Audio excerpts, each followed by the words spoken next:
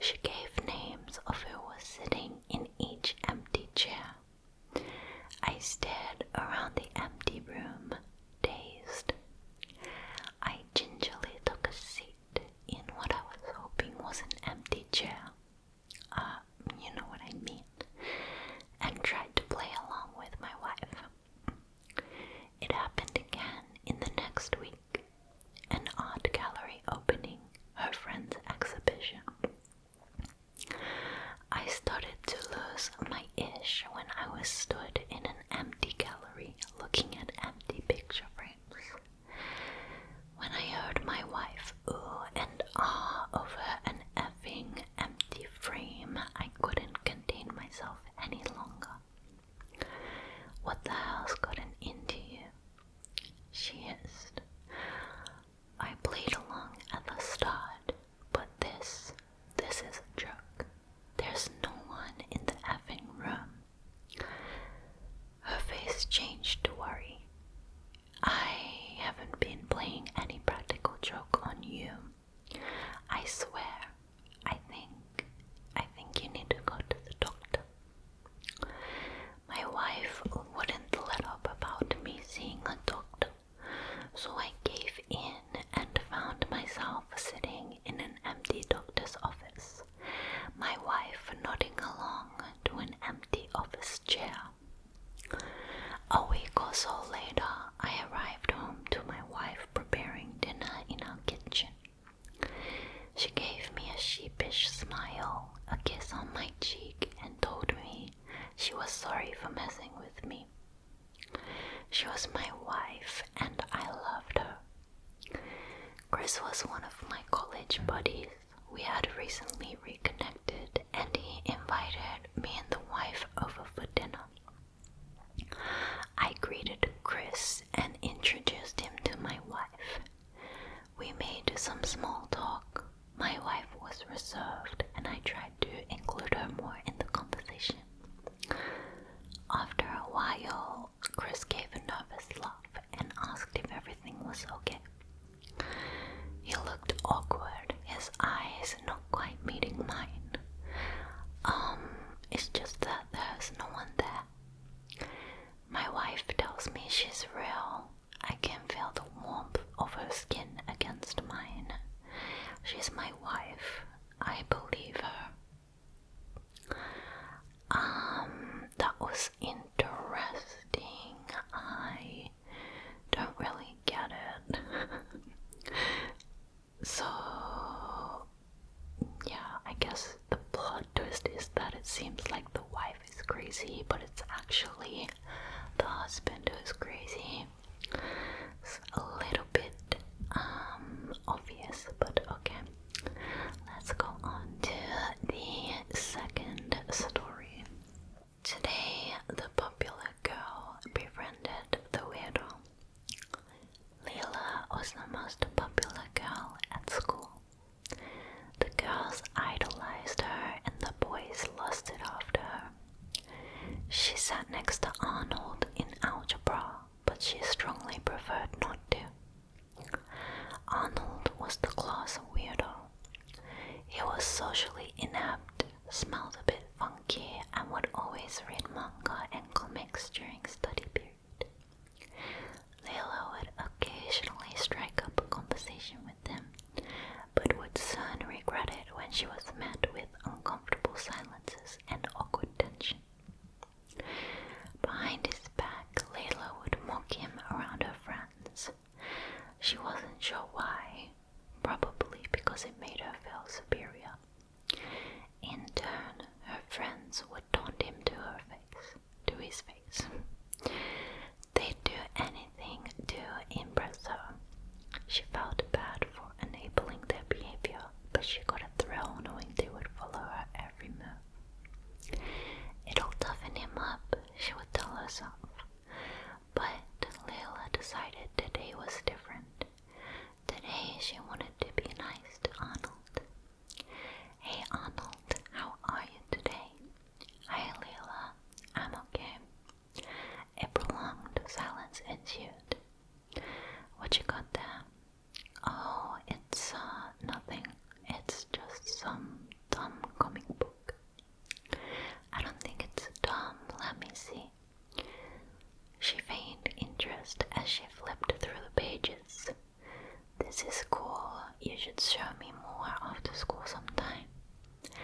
He shuffled around, turning red, visibly uncomfortable. Yeah, that would be cool. She blinked flirtatiously. Well, maybe we could go on a date sometime and you could show me then. He let out a nervous laugh and nodded. Turning back to his desk, Layla could see him hiding his goofy smile. Today, Layla wanted to be nice to Arnold. Today, she wanted Arnold to like her. She hoped that Arnold would want to see her again. Because in class today, Layla caught a glimpse of the gun hiding in Arnold's back. Yes, that is very American, isn't it? If I saw a gun hiding in someone's bag, I would also probably be nice to them. Okay, let's go to the next one, which is called Would I Be a Terrible Wife If I Didn't Want Any Kids? I never wanted kids. That was my husband. I remember after giving birth to our son, he held him and said, his name will be Mason because he's my son. The prick thought it was so funny. I only married him because I wasn't getting any younger. Also, he was incredibly desperate and rich. I wasn't excited about raising our son, but was excited to be a stay-at-home mom. After all, going to work sucked. But after 5 years of raising the little, I guess I had a midlife crisis. Life seemed bleak, too bleak. That's when I had the affair. Yeah, I know. It was with his brother. That was a bad thing to do. But God, it was thrilling. Until Mason walked in on us in an intimate moment. I couldn't allow him to tell my husband. Everything was in his name. I didn't even have a single dollar. All it would take was, why was Mommy wrestling with Uncle Randy? My life would be over. It was a lot easier to kill Mason than I thought it would be. Kids will eat anything you make for them, including poison. This would be better for everyone. There was just one little hiccup. The damn kid was haunting me. Well, that might be a stretch. Haunting. The kid's ghost didn't even know he was dead. The kid mostly just played in his room, did his little cartwheels. He asked me when he was going to start kindergarten, and I said, soon. He rubbed his tummy and asked why it hurt. I scratched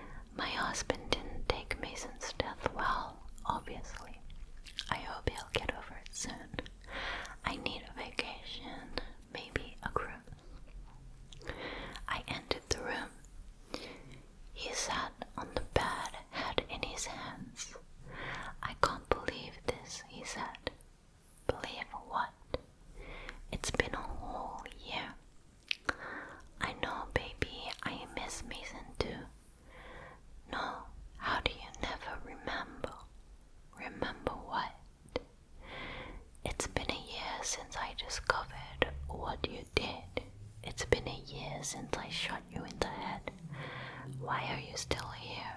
Why won't you leave me alone? Okay, so that seemed like another plot twist, like, trying to say the son is the ghost, but actually the wife is the ghost. These people may just copy each other. I don't know. Okay, let's do one more. Okay, one from 3 months ago. I don't recognize my boyfriend since he started going to the gym. My boyfriend Kyle is chubby. I wouldn't call him fat, but he is definitely round. I love that about him, don't get me wrong, but I can also see that it makes him unhappy. When Kyle was in high school, he was skinny.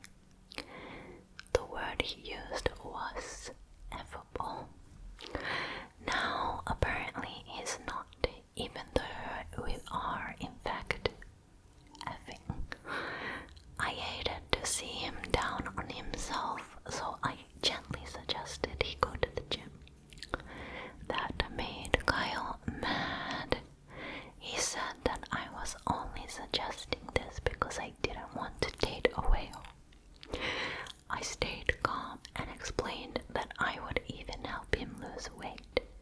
He asked if I would go to the gym with him, but I reminded him that I have diabetes. It was too difficult to keep track of my blood sugar when exercising constantly. However, I would worry about meal planning and cooking, so he could focus exclusively on working out. He agreed, and the results were almost instant.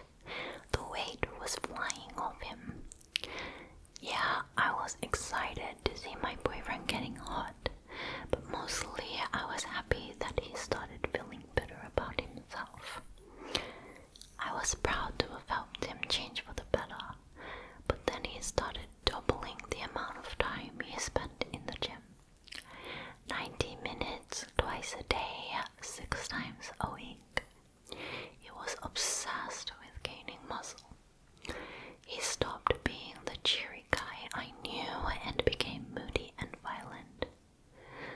I thought I could love my boyfriend no matter what, but then I stumbled upon his performance enhancers. When I confronted him, explaining how dangerous steroids are, he lost it, yelling in my face how I'm the one who pushed him down this path in the first place. I tried to calmly express my feelings, but got slapped in the face.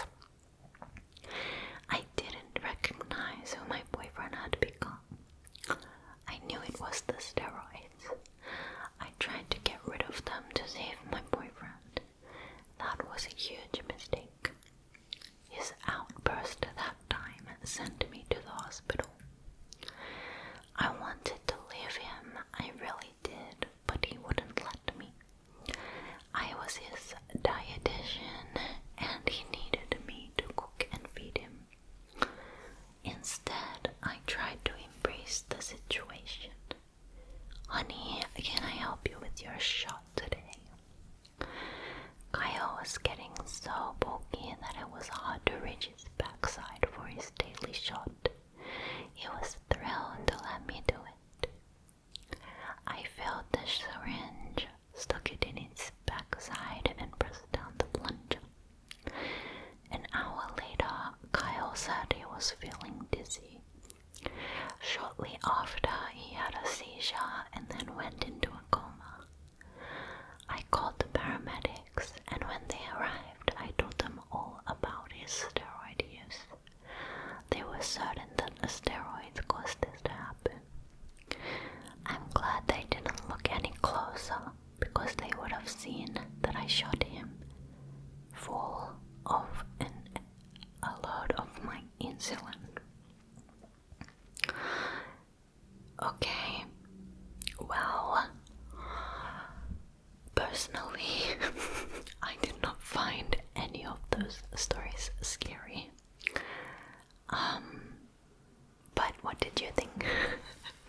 So I did want to read some no-sleep stories, but you do have to ask permission from those authors and receive consent before narrating their stories in a video.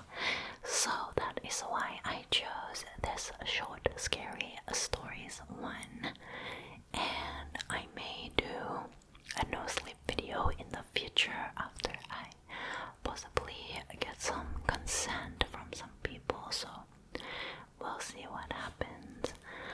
But anyway, I don't know if that would have relaxed you, but I hope it was at least a little bit relaxing. I hope you enjoyed some whispers, some tingles.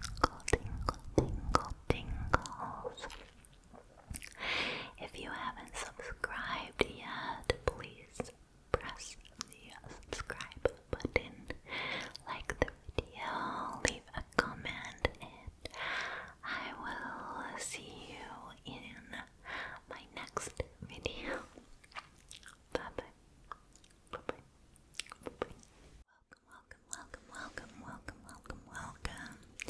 Today I'm going to be reading some scary stories from Reddit. I'm going to read 1, 2, 3 short stories from No Sleep, and I will link them in the description box to give them credit for their stories. I have not read these yet, so we will be enjoying this together. So let's get right into it. I've been living the van life for a while now, but last night some kids knocked on my window. They wanted me to let them in. I don't know how long I have. My battery's at 14%, and I don't dare start the van. If I do, they'll hear me. I know that sounds paranoid, but you didn't see them. Or maybe you have. If you have, tell me. I need to know how to get out of here, okay? I travel alone. I document it. My channel isn't big yet, maybe 12,000 subscribers, but I post regularly. Off-grid campsites, van conversions, solo travel tips, that kind of thing. I stay out of cities and I stay off well-worn paths. The further I am from people, the safer I feel. Or I guess I should be saying, the safer I used to feel. Tonight, I'm parked off a forest road in Idaho, miles from the nearest town. It's the kind of place where if you screamed, no one would hear you. That's one of my go-to videos, by the way. A big scream, loud as I can, and then just the silence afterward. Basically, the place was perfect until the knock came. A single soft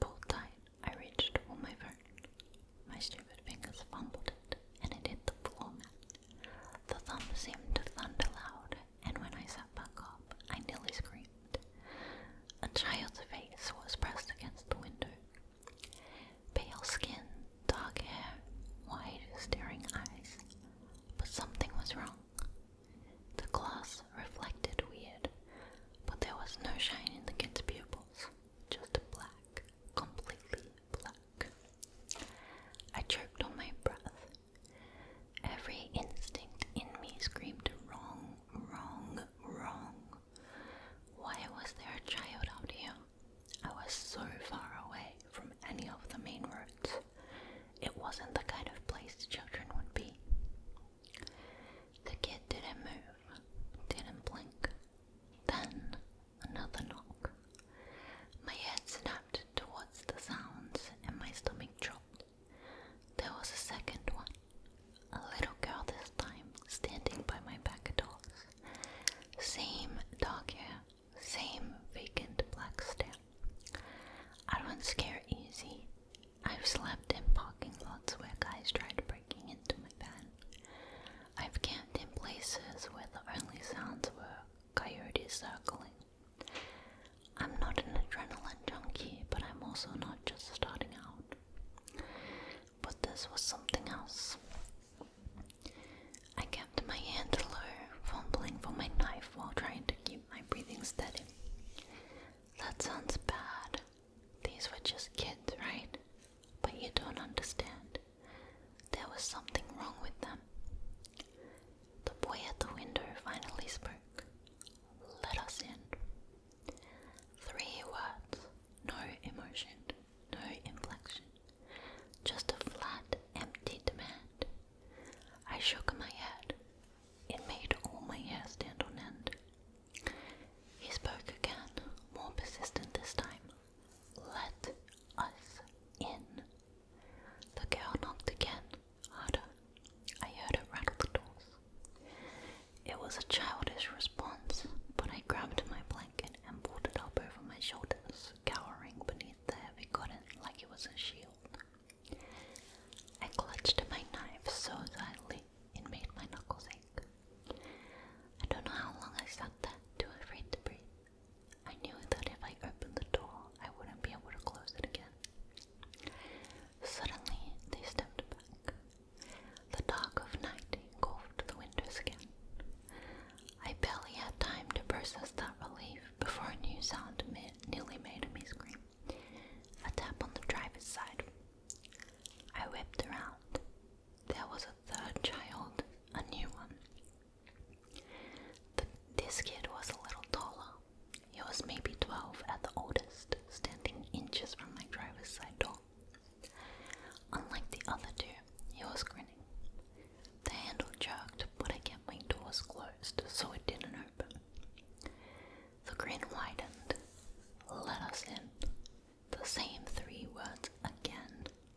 It wasn't a question, it was a demand. I don't remember grabbing my keys, but suddenly they were in my hand. I flipped the ignition. The dashboard lit up. My heart slammed. If I had to, I'd run them over. But the engine didn't start. I turned the key again. Nothing. Nothing. The battery was fine. The gas was full. It had started just fine this afternoon. But right now, the van wasn't starting. And the kids, they were still standing there, staring, smiling. I reached for my phone, fingers shaking. No service. Then the tapping started again. Every window, every door. A slow, measured rhythm. Knock, knock, knock. I must have blacked out at some point because the next thing I knew, the van was filled with light. Sunlight. I woke up still clutching my knife. My doors were locked. My keys were still in the ignition. My phone was in my lap. Battery at 23%. I risked a glance outside, but there was no sign of the kids. I opened the driver's side door, hard hammering. The air smelled like damp earth, pine. A beautiful, misty morning. My tires were untouched. There were no footprints in the loamy soil. It was like they'd never been there at all. But they were. I know they were. And I know they're still out there too, because my van still won't start. And I'm worried that tonight the knock will come again.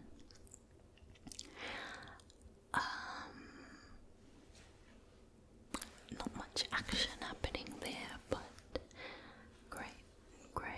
great story. Next one. I paid $49.95 for revenge. Now I can't make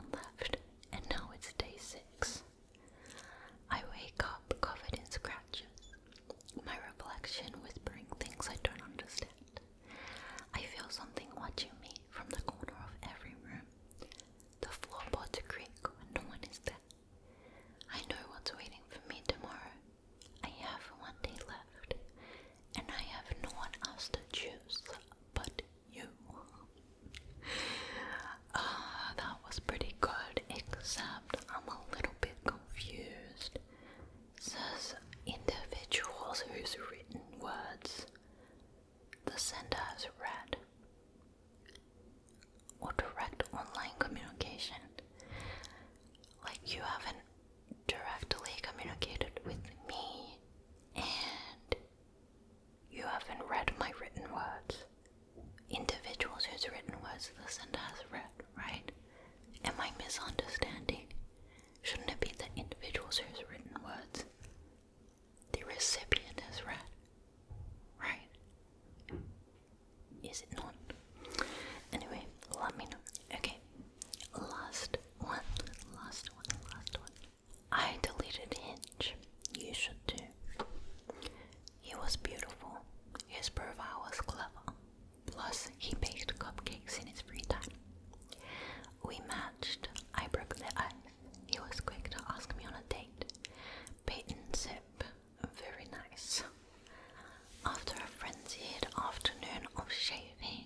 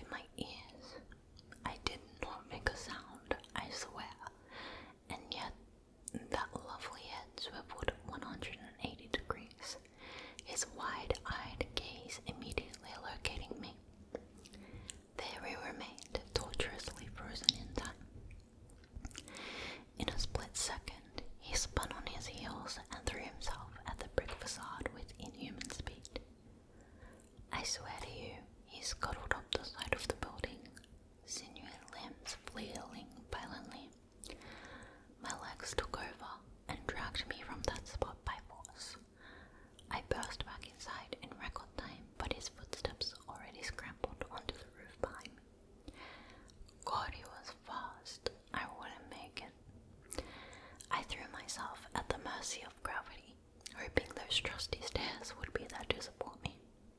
Sure enough, they came one after the other. In a moment, I was at my door, but those infernal footballs careened closer and closer with punishing speed. My numb fingers fumbled with the keys. Why did I have so many goddamn keys? Slick with sweat, I managed to shakily insert the correct one, turning it hurriedly.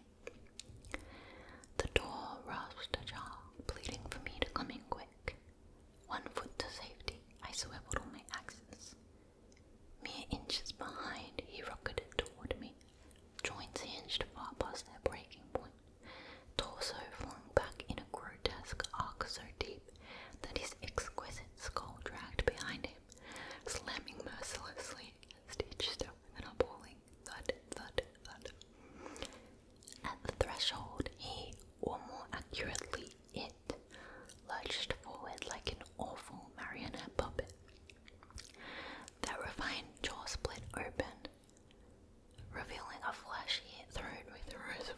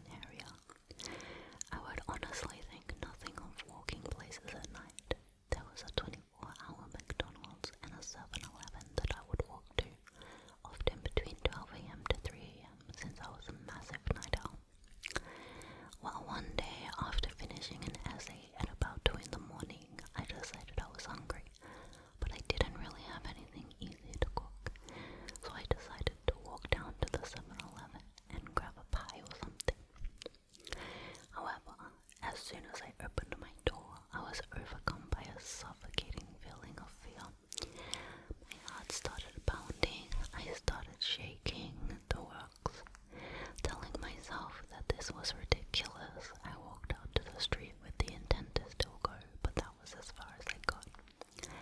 Was terrified for no reason that I could understand, but no less intensely despite that. I ran back inside and ate dry cereal. Later the next day, I heard about a group of drunk guys that were causing havoc down near the intersection at the 7-Eleven. They'd beaten up someone from my uni. Even though I can't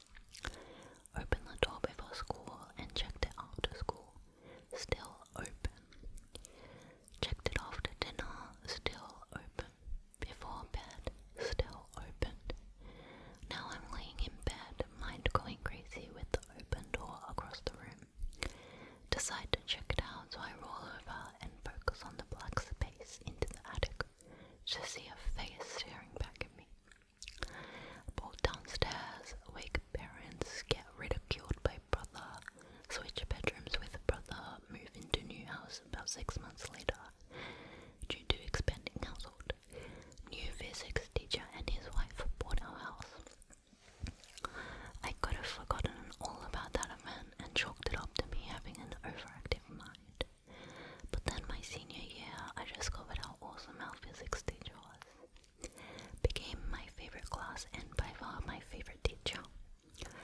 End of senior year, my friend and I took our VHS camcorder around town, doing mostly silly things, but then took it to my old house to see what they've done with the place.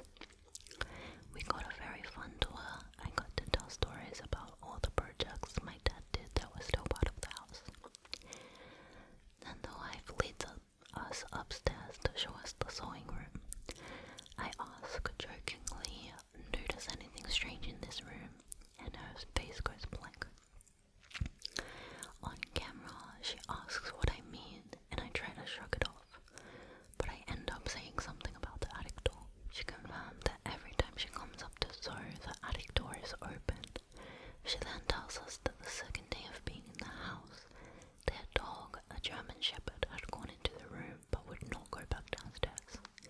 He started barking and could not be consoled, and then jumped through the window, landing on the tin roof over the porch and then running off. The dog did not come back until the next day and has not stepped a foot into the hallway that leads upstairs since. I had the initial thought that I could show my parents and brother the story I had on film, but I decided to just let it be. A few extra details to satisfy the curious. Attic is the space in this house that runs parallel like a Cape Cod to the second floor, not above it. I was 11 and 12 when this was going on, so I did not immediately science it all out. When I told my family that I saw a face, it was just my brother that ridiculed me. My father definitely would have checked it out for actual humans, because one of the first comments he made was about a family that recently had a coin collection stolen from their house across the street. This event itself was easy to shrug off because I could chalk it up to a lot of other possibilities, like the ones mentioned below. It wasn't until 5 years later that it became freaky.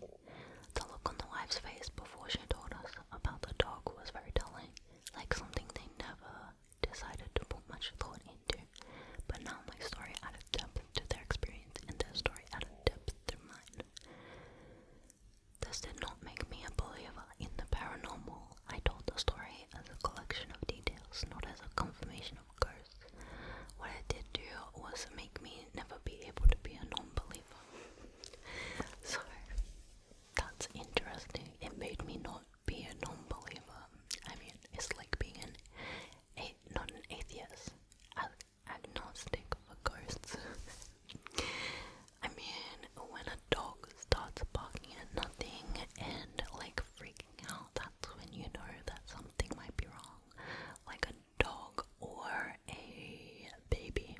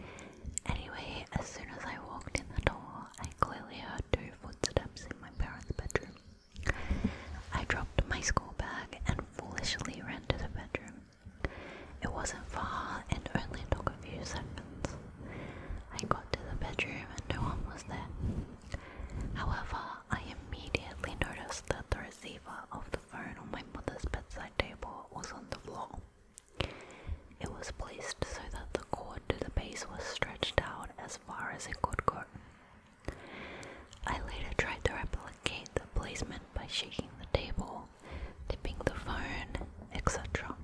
I could never get the receiver off the base.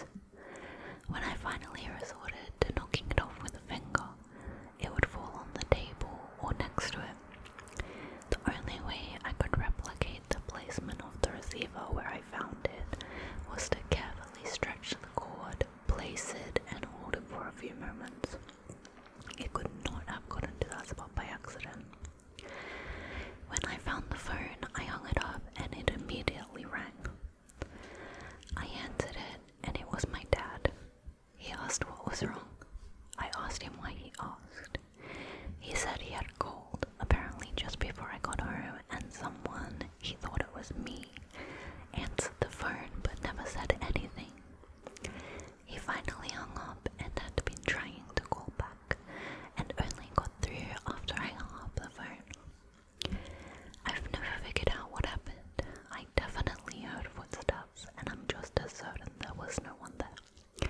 No one went by me. The windows in the bedroom were not disturbed, and my parents had too much stuff under the bed and in the closet for anyone bigger than an infant to hide in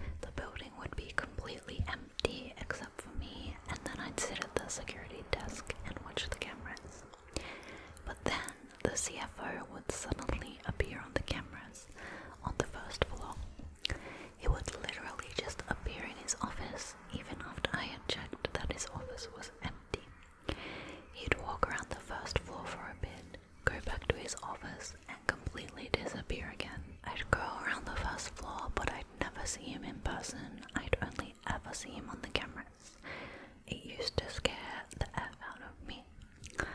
I ended up recording the CCTV and showed the security supervisor, which led to HR questioning him about sneaking into the office after dark. It turned out, behind some filing cabinets in his office, there was this little hatch door which led to this vertical passageway with a ladder that was connected to the basement. The guy got divorced the month before and lost the house, and he was living in that tiny passageway with a sleeping bag. That's just sad. That's kind of sad. Although that would be really creepy if you, like, when you didn't know what was happening. Okay. Next one. I've seen some pretty wild stuff in my life, but most of it is explainable. The one event that comes to mind was witnessed by my dad, brother, and myself, and it's a two-part encounter, but I still consider it one event. This is a bit long, but I feel like it might be worth the read. It was around 1998. My family and I had just moved into an old clapboard house on the edge of town. It had a huge backyard with a 6-foot wooden privacy fence on one side and a metal chain link fence about 4.5 feet high around the other 3 sides of the yard. Neighbors on one side, the privacy fence side, a small grass alley that ran behind the back with a street light, and then another yard, etc. Our bedroom was an old converted sunroom on the back of the house that faces the backyard. It had floor-to-ceiling windows all along the back wall looking into the backyard. We didn't have many options as to where to place our beds, so my headboard was against the windows and my brother's bed was about 8 feet away, with his headboard against the opposite wall with the foot of the bed facing the windows. One night we were up pretty late. I was in my bed and he was in his, just talking about random things when suddenly he got quiet. I figured he fell asleep, but then I heard him whispering in a shaky breath. So I was like, what? And I hear him whisper again. So again, I'm like, speak up, I can't hear you. And he goes, don't move and be quiet.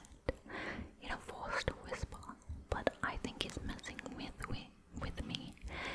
And like, why? And I'm looking at him, and mind you, my head is to the windows and he's pointing into the backyard behind my bed. So I quickly sit up and turn around and see this huge dog head staring almost nose to glass through the window right behind my bed.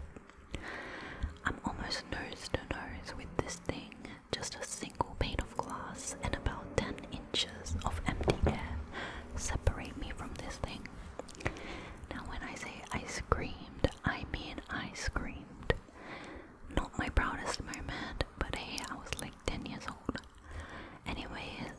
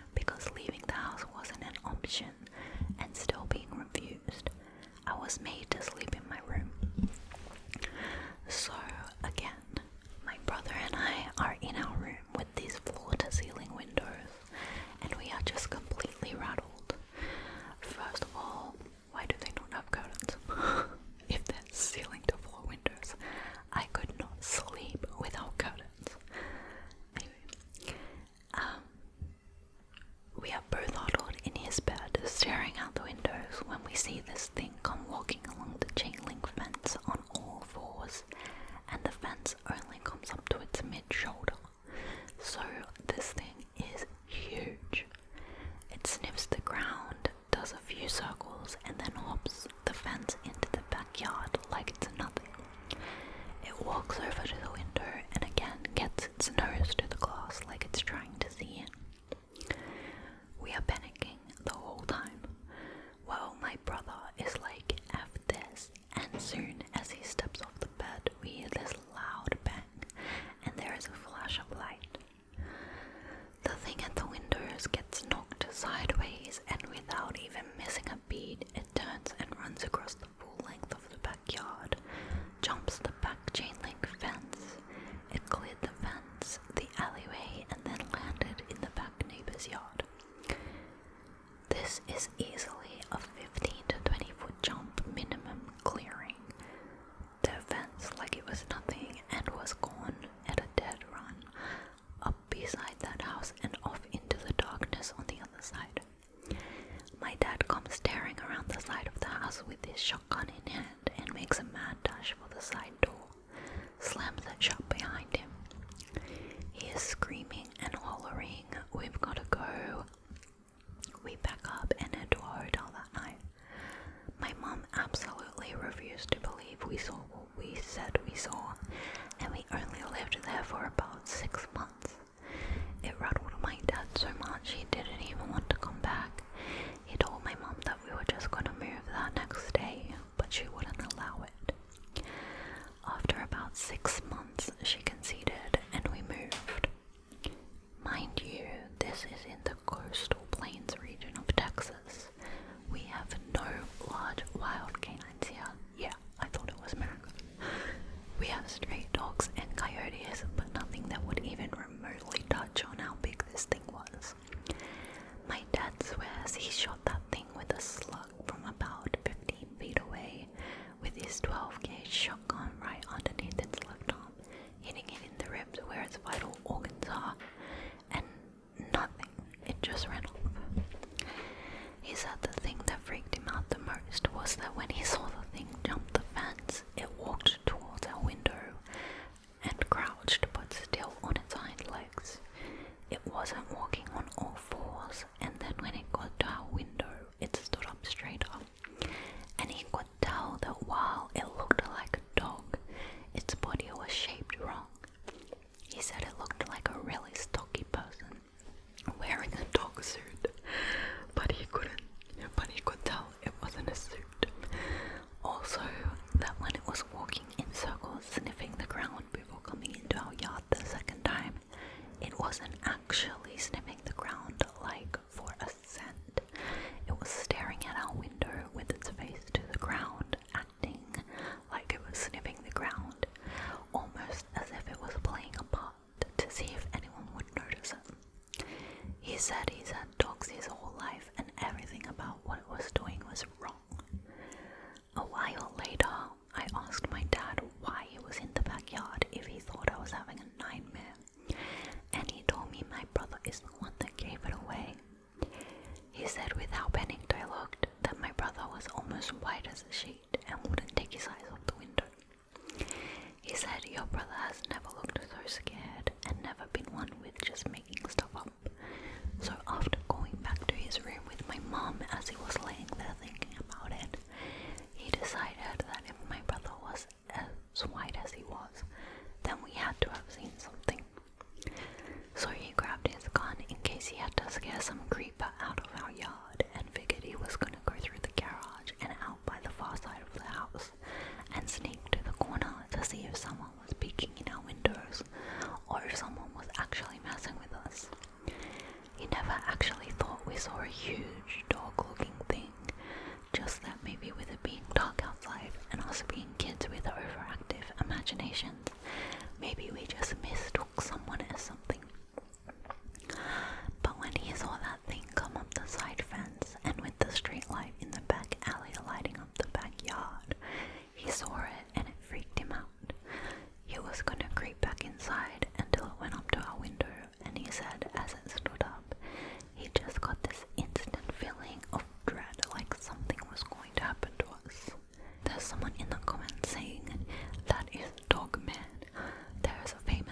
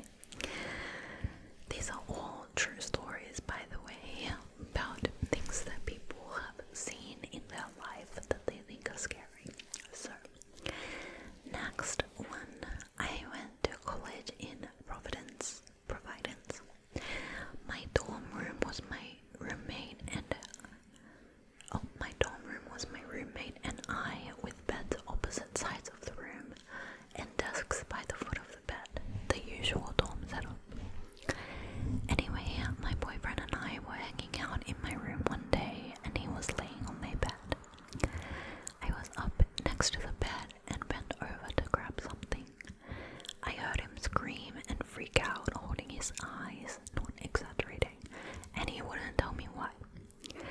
Eventually, he tells me that when I bent over, he saw a shadow behind me that actually kind of looked like him, and it freaked him out. He had an afro, so the silhouette would have been pretty distinctive. We didn't really talk about it afterwards, and never told my roommate. She wasn't in the room. A couple of weeks later, I'm asleep in my bed with my boyfriend. I wake up in the middle of the night to my roommate packing a bag, clearly panicked. She kind of rushed out of the room and didn't see me awake, so I didn't say anything. The next morning, I see her and ask her why she rushed out of the room in the middle of the night. She then tells me she woke up in the middle of the night and saw my boyfriend, quoted, sitting at my desk and asked him why he was up. She then saw my boyfriend sleeping next to me. She believed in ghost stuff, so she freaked and left. It really freaked me out because we hadn't mentioned the look-alike that my boyfriend saw to her, and it sounded like she saw the same figure. Living in RI made me see some weird stuff. I'm not sure what RI is, I'm guessing that's a state or something, but that sounds really creepy. Like, imagine you're just laying in your bed and then you see yourself, like, walking past. That does sound pretty creepy. Next, the basement in my dad's house is finished, except for the storage room, which is really dark and creepy and is around the corner from the main room of the basement. There's an elliptical down there, and when standing on the elliptical, if you look over your shoulder, you can see half of the door to the storage room. I was working out on said elliptical, and I felt like someone was standing behind me, so I looked over my shoulder, and in that half doorway, a dark figure with light grey eyes was standing there looking at me. I was house sitting, so I knew there wasn't anyone else home. I slowly got off the elliptical and went into the bathroom to hide. Then a while later, decided to be bold and rush past the storage room and back upstairs. Not the first time I had seen that grey-eyed figure either. Wait, I don't get it. There was a dark figure with like grey eyes. I feel like that could be like, I don't know, maybe just an imagination thing. Like when I was young, I thought I saw a reindeer on Christmas Eve, but obviously there was no reindeer in my room. When I woke up in the morning, they were just like plastic bags that could be seen as reindeers. My very first job was as a radio DJ at a small hometown radio station in the mid-1990s. This was a tiny building out in the middle of a field with a 500-foot antenna out back and a single road from the main road to the front door. The transmitter was right behind my studio, behind sound dampening glass, and had a light bulb that was always on. The station was so small that you could see the light bulb in the transmitter room all the way from the driveway/roadway. There were only two doors, the front door and the back door in the transmitter room. That door didn't even have a handle on the outside, and it was always locked from the inside. It's impossible to enter that door from the outside. I worked the evening shift from 5 p.m. to 10 p.m. After my shift, we actually went off the air for the night. I was always the last person there, so after I went off the air, I had to book commercials for the first hour or two of the morning show, clean dishes, finish up some production work, etc. After working there for a year or so, I had racked up a couple of weird experiences. Shadows scurrying about at the corner of my vision, lights turning on and off. One evening, after getting in and taking over the board, I was just sitting there preparing myself mentally for the next 5 hours. I looked up at the studio doors towards the front door, and I saw the perfect shadow shape of a man who was probably 6 foot tall. It was there, and then